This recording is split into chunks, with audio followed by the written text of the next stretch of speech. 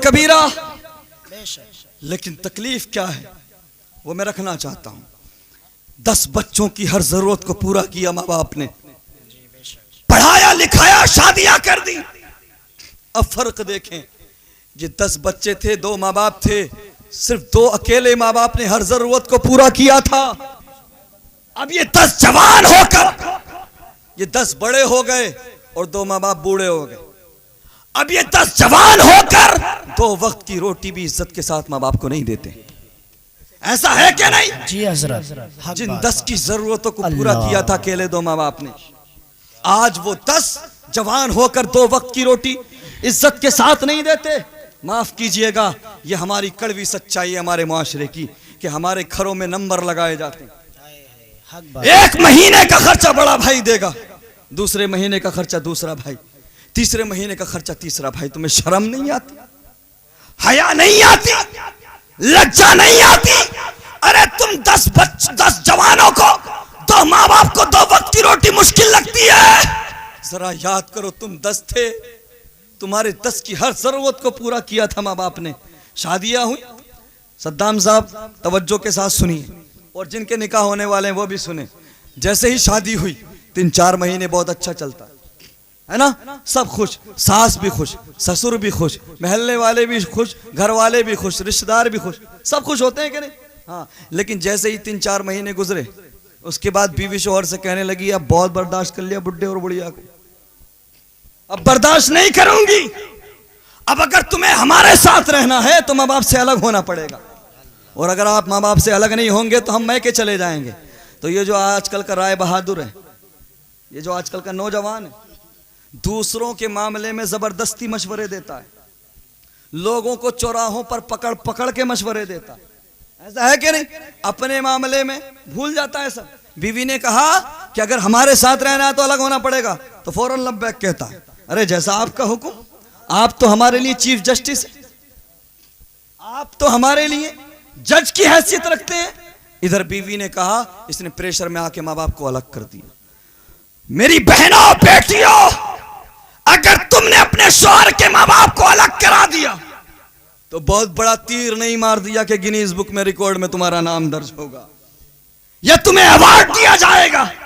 दर हकीकत तुमने अपनी और अपने शौहर की आखिरत को बर्बाद कर लिया, और उससे भी बड़ा जुमला बोल दूं, तुमने अपने और अपने माँ बाप की जन्नत को खुद से दूर कर दिया। कसम खुदा की, माँ बाप तुम्हारे लिए जन्नत हैं।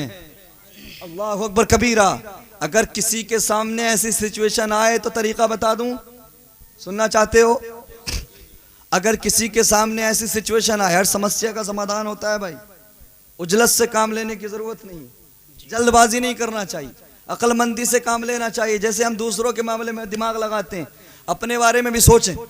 अगर ऐसी सिचुएशन आए, शादी के बाद बीवी डिमांड करने लगे, प्रेशर करने लगे कि अगर हमारे साथ रहना है तो माँ बाप से अलग होना पड़ेगा, तो बीवी की बात पर लब्बैक मत कहना, उसकी बात को मानना मत, बल्कि एक काम करना, मौलाना नबी हसन साहब को और इमाम साहब के बिला को और दीगर उलमा को जो, और मौलाना मिजाज साहब को, दिमाग थोड़ा काम करता, कम काम करता, जरा मोहब्बत से बोले, जो जिम्मेदार उलमा है इनको बुला लें, और साथ ही साथ उसके मैके से भी बुला लें, और बुलाने के बाद सब लोगों के सामने एक स्टाम्प पेपर तैयार करा लें, एक एप्लीकेशन तैयार करा लें, सब कुछ उस पर लिख लें और सिग्नेचर कर दें, और उससे कहें आप चाहती हैं कि हम अपने माँ बाप से अलग हो जाएं, उनसे कभी बात ना करें, उनसे लेन देन खत्म कर दें, सिर्फ आपके साथ रहें, हम आपकी बात मानने को तैयार हैं। आप कहती हो माँ बाप से अलग हो जाओ, हम हो जाएंगे, हम कभी बात नहीं करेंगे माँ बाप से, ना उनसे कुछ लेंगे, ना कुछ देंगे, ना उनसे बात करेंगे, ना उनसे सलाम करेंगे। लेकिन सुनो, इस एप्लीकेशन पे तुम भी सिग्नेचर कर दो कि तुम भी आज के बाद मैके नहीं जाओगी। जब तुम ऐसा कहोगे ना तो कसम खुदा की माहौल बदल जाएगा। कहेगी अरे मैं तो मजाक कर रही थी, मैं तो मजाक कर रही थी। आपके माँ बाप, मेरे माँ बाप, आईना दिखाने की जरूरत है, आईना दिखाएं। बहुत खूब हजरत, बहुत खूब। कह सकते हैं मुझे बता, अगर तू अपने माँ बाप को नहीं छोड़ सकती तो कैसे छोड़ दूं उस माँ को? जिसने मुझे चलना सिखाया। क्या बात। कैसे छोड़ दूं उस माँ को जिसने अपने दांतों से चबा चबा कर मुझे लुक़मे खिलाए। कैसे छोड़ दूं उस माँ को जो मेरे माथे की शिकन पर परेशान हो जाती थी। कैसे छोड़ दूं उस माँ को कि हॉस्पिटल के अंदर यार रिश्तेदार सब देखकर चले जाते थे, लेकिन सिर्फ माँ थी। अगर 10 दिन भी हॉस्पिटल में रहा तो मेरे बेड के पास अगर कोई रातों दिन बैठी रही तो वो माँ थी। कैसे छोड़ दूं उस माँ को, मुझे बता तो सही। कैसे छोड़ दूं उस माँ को जिसने 9 महीने मुझे अपने शिकम में रखा। कैसे छोड़ दूं उस माँ को जिसने मेरे लिए दर्द सह बर्दाश्त। कैसे छोड़ दूं उस माँ को जिसने 2.5 साल तक अपना खूने जिगर मुझे दूध की शक्ल में पिलाया। जब तू नहीं छोड़ सकती तो मैं भी नहीं छोड़ सकता।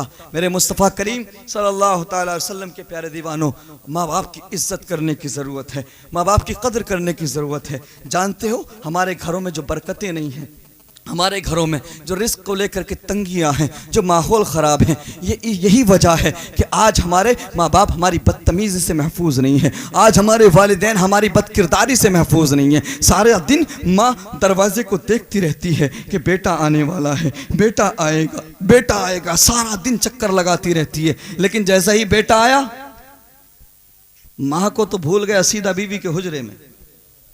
ऐसा ही है ना, ये आजकल हमारे नौजवानों का हाल हो गया। माँ पूरा दिन इंतजार करती रही, सीधा बीवी के हुजरे में। मैं ये नहीं कहता कि आप बीवी का हक अदा ना करो, इस्लाम में हर किसी का हक है। बीवी से ही मोहब्बत करो, उनका भी हक अदा करो, लेकिन उसके साथ साथ माँ बाप का भी तुम पर हक है। क्या बात है। जिसने तुम्हें पैदा किया है उसका भी हक है। बीवी की मोहब्बत में इतने ना डूब जाओ कि तुम्हें बूढ़े माँ बाप ही नजर ना आए। कसम खुदा की, अगर तुमने बूढ़े माँ बाप को नाराज कर दिया, उसके बाद चाहे तू 1000 मस्जिदें बना ले, चाहे तू सैकड़ों मदरसे बना ले, चाहे तू जितने जलसे करा ले, अगर तेरे माँ बाप तुझसे नाराज है तो सब कुछ रोज़े महशर तेरे मुंह पर मार दिया जाएगा। सुभान अल्लाह। नारे तकबीर, नारे रिसालत, मसलके आला हजरत मुफ्ती सरताज रिजवी साहब किबला, अजमते वालिदैन। सुभान अल्लाह, सुभान अल्लाह। बेशक सल्लल्लाहु ताला अलैहि वसल्लम के प्यारे दीवानों, क्या बात है। हमें अपने माँ बाप की कदर करने की जरूरत है, माँ बाप की इज्जत करने की जरूरत है। मुझे बताएं मजमे में कौन कौन लोग हैं जिन्होंने माँ के कदमों को चूमा है। झूठ मत बोलना, ये महफिल मुस्तफ़ा है।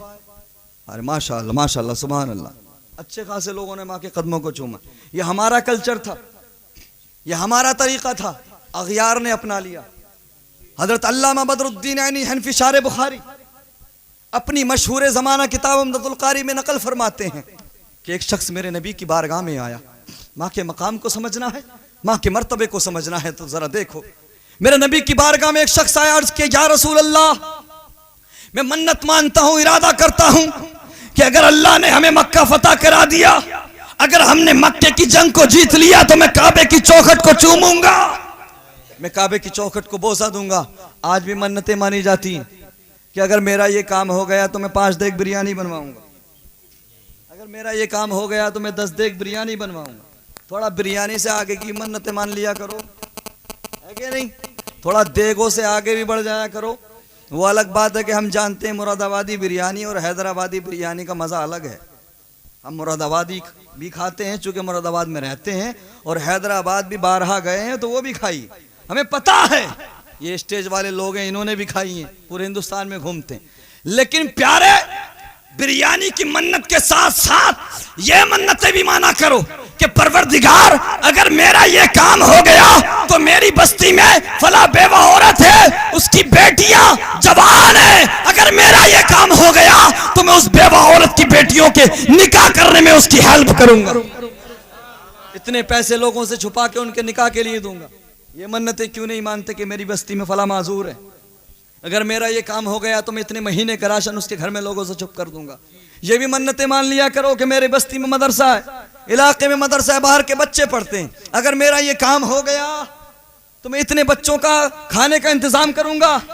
अल्लाह अकबर कबीरा। मिजाज रजा साहब मदरसा है यहाँ पे, माशाअल्लाह, सुभान अल्लाह, जरा ऊंचा बोलो। तो मन्नतें ऐसी भी माना करो। और याद रहे मुसलमानों, आज अगर तू ये याद रहे, अगर तू किसी की मदद के लिए आज तू एक हाथ बढ़ाएगा तो कसम खुदा की अगर तेरे ऊपर कभी परेशानी आई तो तुझे 50 हाथ नजर आए। सुभान अल्लाह। और अगर किसी के हाथ नजर ना भी आए, कोई मदद को आए ना आए, लेकिन अगर तूने अच्छे काम किए होंगे तो चाहे सारी दुनिया तुझे छोड़ दे, लेकिन आमीना का लाल तुझे तनहा नहीं छोड़ेगा। सुभान अल्लाह। नारे तकबीर, नारे रिसालत, मसलके आला हजरत सरकार की आमद, नारे तकबीर। वो शख्स मेरे नबी की बारगाह में आया, बोले या रसूल अल्लाह, अगर मक्के को फतह कर लिया, अगर हमने मक्के की जंग को जीत लिया तो मैं इरादा करता हूँ काबे की चौखट को बोसा दूंगा, काबे की चौखट को चूम लूंगा।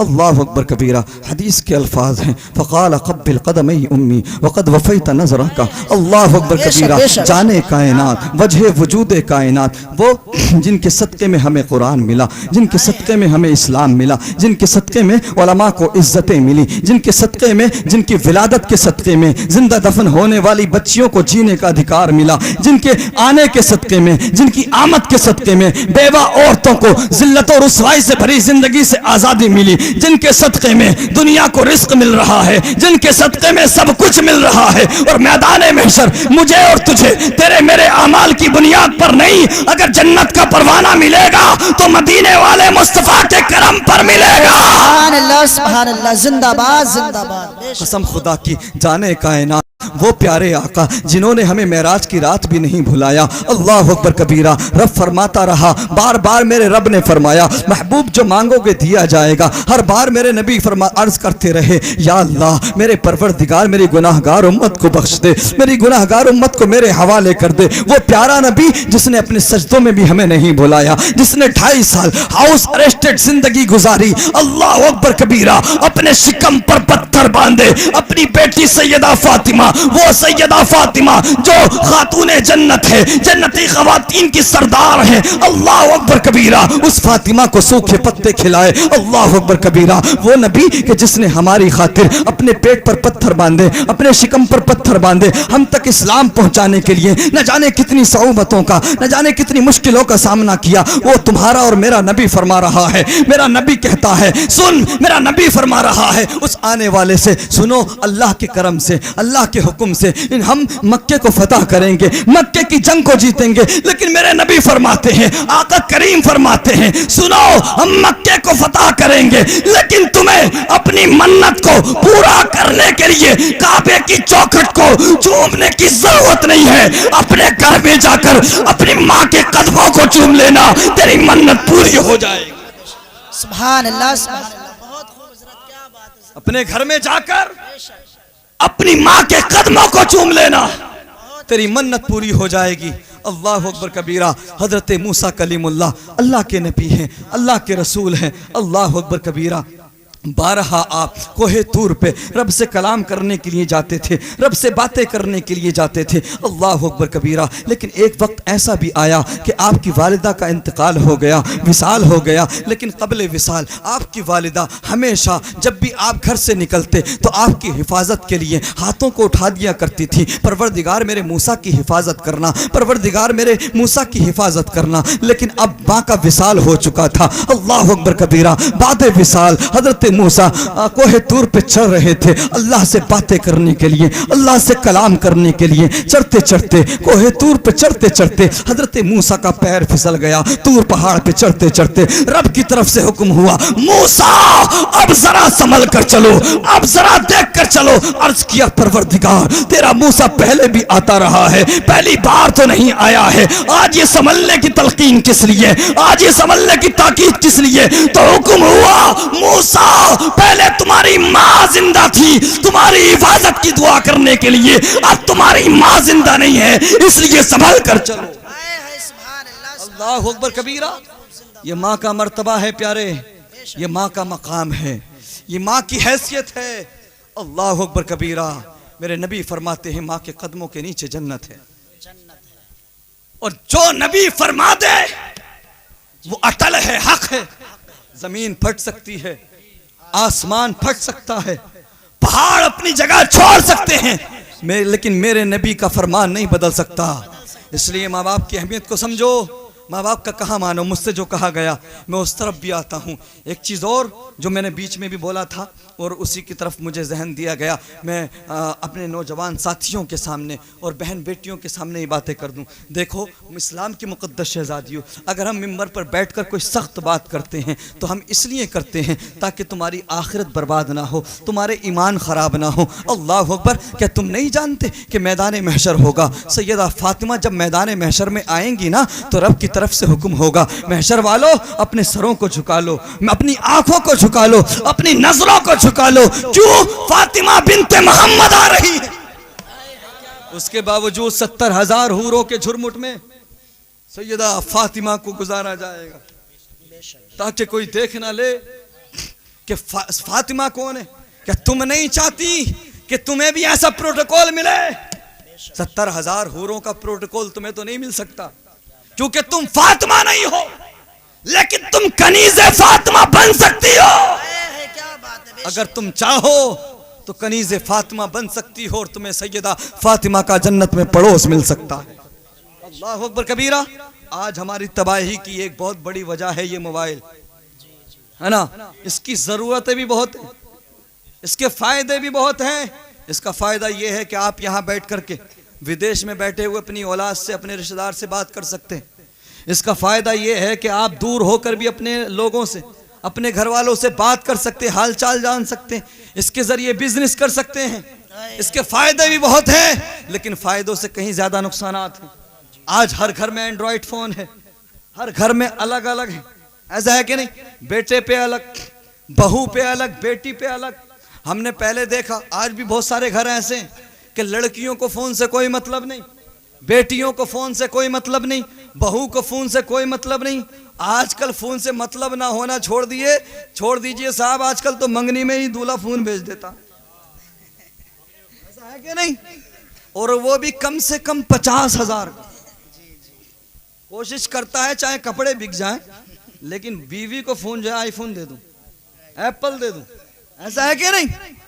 आज सगाई में भेज दिए जाते हैं फ़ोन, वरना पहले घरों में माहौल होता था कि एक फ़ोन होता था, बुजुर्ग के पास रहता था या माँ के पास रहता था। जिसका भी फ़ोन आता था पहले बाप बात करता, उसके बाद बात कराता था। आजकल सबके पास अलग अलग फ़ोन है। अब इसके नुकसानात सुनना चाहते हो? इसके फ़ायदे तो सुन लिया आपने, इसका नुकसान क्या है सुनो। आज इन एंड्रॉयड फ़ोन में, आज इन बड़े बड़े सेल फोन के अंदर हमारी बेटियां, हमारी बहनें ऐप इस्तेमाल करती हैं। कभी कोई सा ऐप, कभी कोई सा ऐप। कभी ऑफर दिया जाता है कि फला ऐप इंस्टॉल कर लो तो उस ऐप के ज़रिए इतनी फ्री शॉपिंग हो रही है, इतने सस्ते कपड़े मिल रहे हैं, फला ऐप पे इतने सस्ते कपड़े मिल रहे हैं, इसको इंस्टॉल कर लो और लॉगिन कर लो, एक्सेस दे दो तो आपको सस्ते कपड़े मिल जाएंगे। 5,000 की ड्रेस 2,000 में मिल जाएंगी। ऑफर दिए जाते हैं कि इतनी GB नेट मिल जाएगा, इतना कैशबैक मिल जाएगी। हमारी बेटियां लालच में आकर के थर्ड पार्टी ऐप को अपना एक्सेस दे देती हैं। थर्ड पार्टी ऐप, वो ऐप जो सुरक्षित नहीं होते हैं, जो प्रोटेक्टेड नहीं होते हैं, जिनका प्रोटेक्शन नहीं होता है। अल्लाह अकबर कबीरा। उन थर्ड पार्टी ऐप को अपने फ़ोन में इंस्टॉल किया, एक्सेस दिया और एक्सेस देने के बाद में अब उन बेटियों के फ़ोटो भी, वीडियोस भी, उनका नंबर भी, सब कुछ थर्ड पार्टी के पास चला गया। वो थर्ड पार्टी वाले उसको बेच दिया करते हैं, उस डाटा को लीक कर दिया जाता है, उस डाटा को बेच दिया जाता है। फिर उसी डाटा के माध्यम से, उसी डाटा के हिसाब से, उसी डाटा के अकॉर्डिंग नंबर हासिल करके लड़कियों को फोन किए जाते हैं, लड़कियों को फोन करके टारगेट किया जाता है। किसी को वीडियो का हवाला दिया जाता है, किसी को फोटोज का हवाला दिया जाता है, किसी को किसी तरह का हवाला दिया जाता है, मिसगाइड करने की कोशिश की जाती है। अल्लाह अकबर कबीरा। प्रेशर में लेकर उनको उनके साथ में बदतमीजी की जाती है, अपनी बात मानने पर मजबूर किया जाता है, यहां तक कि उन्हें हरासमेंट का शिकार होना पड़ता है। वो टॉर्चर होती है। अल्लाह अकबर कबीरा। ऐसा भी वक्त आता है कि ये बेटियां अपने ईमान का भी सौदा कर बैठती हैं। अल्लाह अकबर कबीरा। अखियार के साथ में शादी करती नजर आती है, कोर्ट मैरिज करती नजर आती है। कभी तुमने समझा ये बेटियां आज इस्लाम को क्यों छोड़ रही हैं, ये गैर मुस्लिमों के साथ निकाह क्यों कर रही हैं? आज हमारी बेटियों के नंबर दूसरों के पास पहुंच जाते हैं इन थर्ड पार्टी ऐप के जरिए। अल्लाह अकबर कबीरा। इन्हीं मोबाइलों के जरिए, इन्हीं खतरनाक डिवाइसेस के जरिए आज हमारी बेटियों का डाटा दूसरे लोगों के पास चला जाता है। उसके बाद में हमारी बेटियों को टारगेट किया जाता है, उनको मजबूर किया जाता है, उनको फंसाया जाता है। ए इस्लाम की मुकद्दस शहजादियों सुनो, अगर बात तुम्हारे ईमान की आए, अगर बात जन्नत और दोज़ख की आए, अगर बात तुम्हारे इस्लाम की आए तो सुनो, चाहे हमें अपनी गर्दन देना पड़ जाए। अरे ये तो मोबाइल है, अगर ईमान की खातिर अगर हमें अपनी जिंदगी का भी सौदा करना पड़े तो तब भी हम कर लेंगे, क्योंकि हम जानते हैं ये ईमान सबसे ज्यादा कीमती चीज है हमारे पास। अल्लाह अकबर कबीरा। आज हमारी बेटियों को फंसाया जाता है, उसके बाद न जाने कितनी बेटियां इर्तिदाद का शिकार हो जाती हैं। और एक बड़ी खतरनाक टेक्नोलॉजी का इस्तेमाल किया जा रहा है, वो आपके पल्ले नहीं पड़ेगी, जो टेक्निकल लोग हैं वो समझेंगे। अल्लाह अकबर कबीरा। इनविजिबल हैरासमेंट, इनविजिबल टॉर्चर, यानी ना दिखने वाला टॉर्चर। अल्लाह अकबर कबीरा। पहले डिवाइस का सहारा लिया जाता है सॉफ्टवेयर के जरिए और दूसरे तरीकों से पहले कंट्रोल किया जाता है, उसके बाद में मोबाइल की भी जरूरत नहीं रहती, वो उसे कंट्रोल कर सकते हैं, अपने पैगाम भेज सकते हैं बिना मोबाइल के। हम इधर से बोलेंगे उधर उसको सुनाई देगा, हम जो कहेंगे वो सुनेगा। अल्लाह अकबर कबीरा। ये खतरनाक टेक्नोलॉजी का दौर है और मेरे नबी ने फरमाया था कि कुर्ब क़यामत सहर आम हो जाएगा, लोग जादू का बहुत शिकार होंगे। टेक्नोलॉजी के साथ साथ सहर का भी इस्तेमाल किया जा रहा है, जादू का भी इस्तेमाल किया जा रहा है, चूंकि जिन्नात भी, ये जो चीज़ें हैं, ये जो मखलूक़ात हैं, ये भी कोई लफ्ज़ कुन वाला मामला नहीं है इनका, इन्हें भी वसाइल की ज़रूरत है, इन्हें भी ज़रिए चाहिए होते हैं। अल्लाह अकबर कबीरा। आज हमारी बेटियों को टारगेट किया जा रहा है, आज सैकड़ों की तादाद में, हज़ारों की तादाद में मुस्लिम बेटियां उस मजहब को छोड़ रही हैं। ज़रा गौर तो करो, कौन नहीं जानता कि मेरे नबी की आमद से पहले, मेरे नबी की पैदाइश से पहले इन बेटियों को अल्लाह अकबर कबीरा बाइस से बर्बादी समझा जाता था, नहूसत समझा जाता था, जिंदा दफन कर दिया जाता था। अरे बेटियों, जिस मजहब को तुम छोड़ रही हो जरा गौर करो, कसम खुदा की ये इसी मजहब की वजह है, इसी मजहब ने तुम्हें जीने का अधिकार दिया है। जब मेरे नबी आए, मेरे नबी ने देखा बेटियों को जिंदा दफन किया जाता है, बेटियों को जिंदा मार दिया जाता है, बाइस से बर्बादी समझा जाता है। महबूबे खुदा ने आने के बाद ऐलान किया, सुनो जिन बेटियों को तुम नहूसत समझते हो, सुनो अब महबूबे खुदा आ गया है, अब रब का महबूब आ गया है। आज से नोट कर लो, मैंने उन बेटियों को तुम्हारे लिए रहमत का जरिया बना दिया।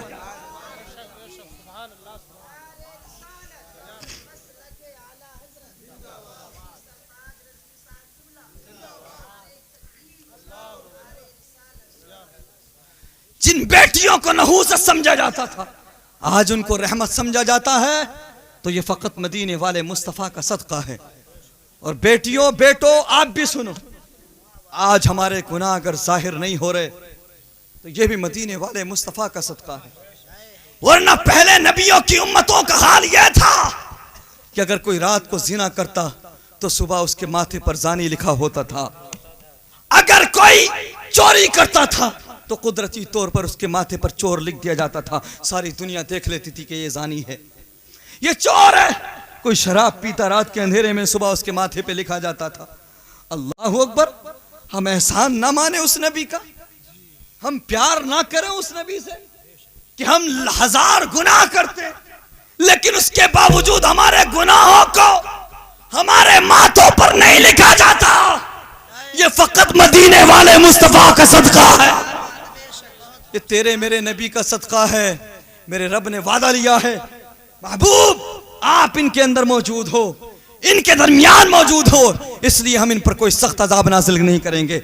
अल्लाह अकबर। वरना पहले की उम्मतों को अल्लाह अकबर सख्त अजाब में धंसा दिया जाता था, किसी कौम को जमीन में धंसा दिया जाता था, किसी कौम पर पत्थरों की बारिश हो जाती थी, किसी कौम को अल्लाह अकबर सुअर बना दिया जाता था, बंदर बना दिया जाता था। अगर आज तुम पर अजाब नहीं आ रहा है इतने गुनाह करने के बावजूद, तो ये फकत मदीने वाले मुस्तफ़ा का सदका है। आखिरी चंद बातें आपके सामने पेश कर दूं और उसके बाद रुखसत हो जाऊं। हजरत मूसा कलीमुल्लाह अल्लाह के नबी, अल्लाह के रसूल हैं। जब अपनी कौम को बचाने के लिए आप फिरौन के आगे आगे थे, चलते चलते दरिया नील आ गया। दरिया नील जैसे ही आया, आपने देखा कि अगर रुकते हैं तो पीछे से फिरौन की आर्मी आकर मेरी कौम को मार डालेगी, और अगर आगे बढ़ते हैं तो दरिया है, कौम गर्क हो जाएगी। रब की तरफ से हुक्म हुआ, मूसा अपने आसा को दरिया पे मारो। हजरत मूसा ने जैसे ही अपने आसा को दरिया पे मारा, अल्लाह ने रास्ते बना दिए। एक रिवायत के मुताबिक तकरीबन 12 रास्ते बने, और हजरत मूसा की कौम में 12 कबीले थे, अलग अलग कबीले वाले अपने अपने रास्ते से निकले। अल्लाह अकबर, कितने? 12 रास्ते। अल्लाह अकबर कबीरा। अब जैसे ही फिरौन आया, उसने देखा, उसकी आर्मी ने देखा, उसकी कौम ने देखा कि रास्ते बने बनाए हैं, उन्हीं पे वो चलना शुरू कर दिया। हजरत मूसा कलीमुल्लाह पार हो चुके थे अपनी कौम को लेकर। उधर जैसे ही फिरौन बीचों बीच दरिया के पहुंचा, अल्लाह के हुक्म से दरिया पहले की तरह हो गया, रास्ते खत्म हो गए, और पानी के अंदर फिरौन उसकी कौम डूब गई। जरा ऊंचा बोलो अल्लाह अकबर कबीरा। अब हजरत मूसा कलीमुल्लाह एक ऐसे मकाम पे पहुंचे जहां पर आपने पड़ाव डाला, अपनी कौम को ठहरने का कहा। सुनने की बात है, तवज्जो तलब बात है। अल्लाह अकबर कबीरा। पहले की उम्मतों के साथ क्या होता था जरा देख तो सही। आज लोग कह देते हैं कि मिलाद मुस्तफ़ा क्यों मनाते हो, अरे 12वीं का जुलूस क्यों निकालते हो, जश्न क्यों मनाते हो। अल्लाह अकबर। मैंने कहा हम जश्न ना मनाए, उस नबी की आमद पर खुशी ना मनाए कि जिसकी वजह से हमारे गुनाह छुपाए जाते हो, जिसकी वजह से हम पर अजाब ना आते हो। अल्लाह अकबर कबीरा। आज लोग कह देते हैं नबी की आमद का जश्न मनाते हो तो वफात का गम क्यों नहीं मनाते। मैंने कहा सुनो, वफात का गम उसका मनाया जाता है जो आके चला गया हो, और मेरा नबी आके गया नहीं बल्कि हमारे दरमियान मौजूद है। इसीलिए तो बरेली की चटाई पर बैठकर बोलते हैं आला हजरत इमाम अहमद रजा खान, तू जिंदा है वल्लाह, तू जिंदा है वल्लाह। मेरी चश्मे आलम से छुप जाने वाले, तो जिनका नबी जिंदा ना हो वो वफात का गम मनाए। सुन्नियों का नबी जिंदा है इसलिए पैदाइश की खुशी मनाते, और कहकर गुजर जाने के आदि नहीं है। का रब का हुक्म है कि जब तुम अपनी जानों पर जुल्म कर लो, अपनी जानों पर जुल्म कर लो, गुनाह कर बैठे तो मेरे नबी की बारगाह में आ जाओ, रब से दुआ करो, माफी मांगो, महबूब के सदक़े में माफी मिल जाएगी।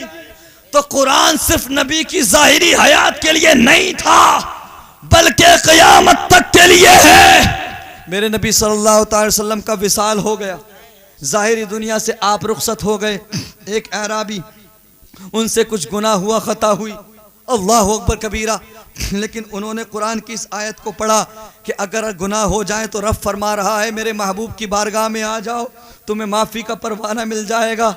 अल्लाह अकबर कबीरा। वो भागे भागे मदीना गए, लेकिन मदीना में जाकर पता लगा जिस नबी के पास जा रहे हैं वो नबी दुनिया से रुखसत हो चुके हैं।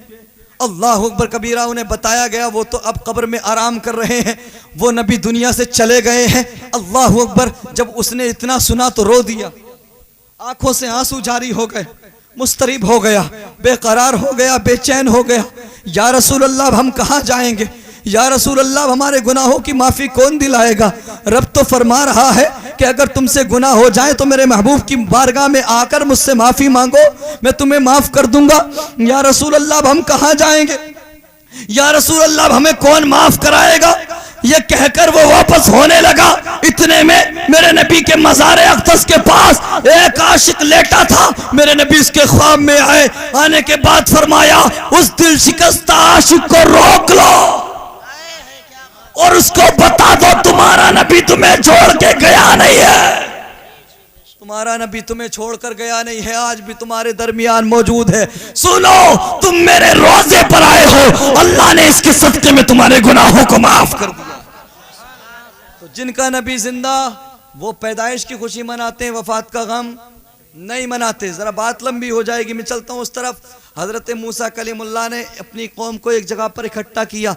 रब की तरफ से हुक्म हुआ मूसा तूर पहाड़ पे आ जाओ, कोहे तूर पे आ जाओ कलाम करने के लिए, बातें करने के लिए, कुछ राज की बातें हैं।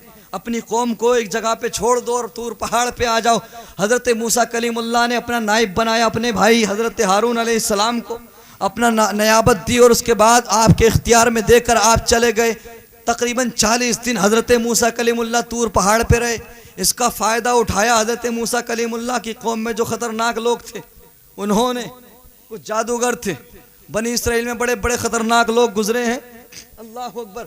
और जिसका नाम था सामरी, सूरह बकरा उठाकर देखो, कुरान उठाकर देखो, उसका जिक्र मिलता है। और बनी इसराइल के किस्से भरे हुए हैं कुरान में। अल्लाह अकबर कबीरा। उसने मौके का फ़ायदा उठाया, उसने लोगों से सोना जमा किया, चांदी जमा की, सब कुछ जमा किया।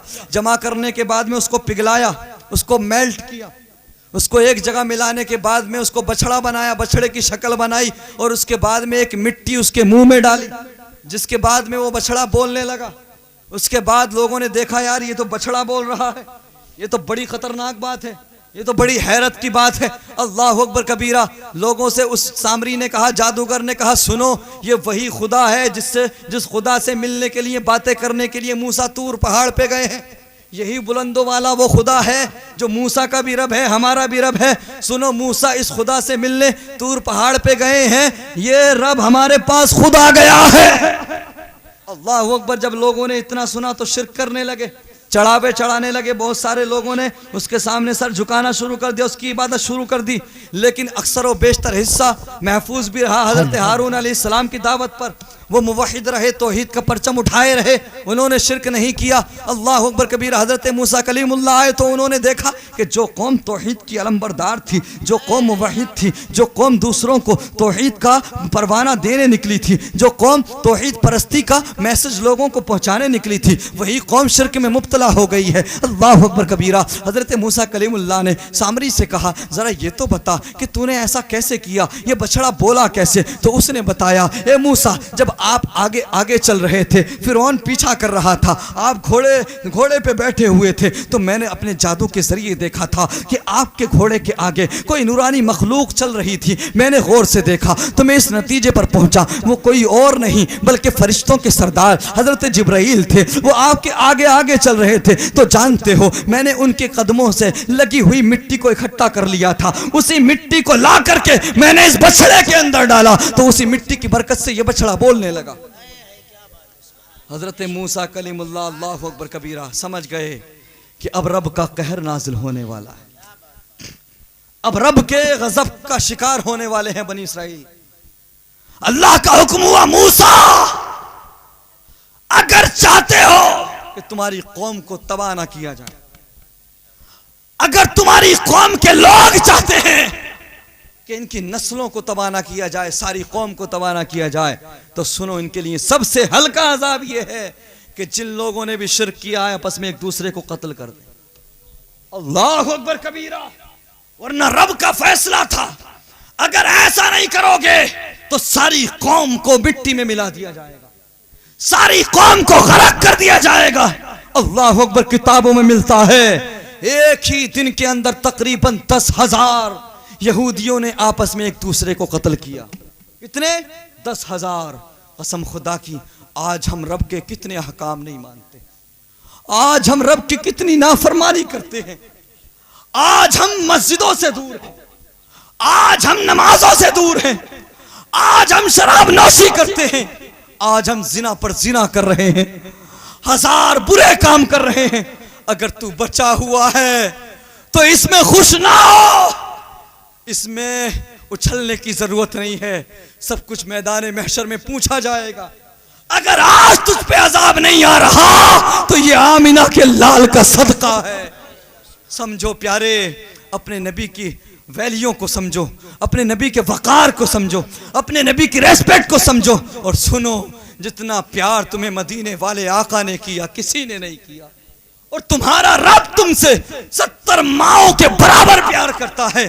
पलट आओ अपने करीम रब की तरफ, पलट आओ अपने मुस्तफा करीम की तरफ। इंशाअल्लाह दुनिया में भी कामयाब हो जाओगे, आखिरत में भी कामयाब हो जाओगे। मैं रब से दुआ करता हूँ, परवरदिगार होने वाले निकाह में बरकतें अता फरमाए और हाजरीन को अल्लाह तबारक व तआला अपने महबूब का सदका अता फरमाए, हमारे उलमा की उम्र में बेपनाह बरकतें अता फरमाए। अब हम इंशाअल्लाह हज़रत मौलाना फारूक बरकाती साहब को सुनेंगे, और शायर अरब साहब भी क़िबला मौजूद हैं और दीगर लोग भी मौजूद हैं, इनको भी सुनेंगे इंशाअल्लाह। उसके बाद सलातो सलाम होगा, ज़िंदगी रही तो फिर मुलाकात होगी। व आखिरु दावाना अल्हम्दुलिल्लाहि रब्बिल आलमीन व मा अलैना इल्लल बलाग।